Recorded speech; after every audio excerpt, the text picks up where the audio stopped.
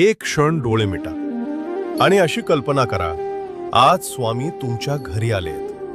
दार उघडताच समोर स्वामी उभे आहेत. शांत चेहरा, डोळ्यांत माया.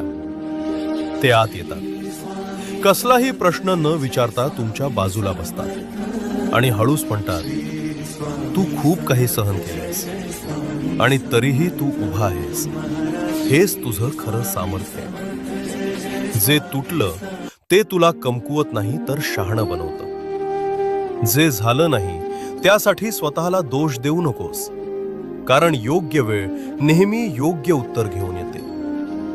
स्वामी तुमच्याकडे शांत नजरेनं पाहतात आणि पुढे म्हणतात, आयुष्य तुला तोडायला आलं नाही, ते तुला घडवायला आलंय. त्या एका क्षणात मन हलकं होतं, श्वास शांत होतो आणि आत कुठेतरी नवी उमेद जागी होते.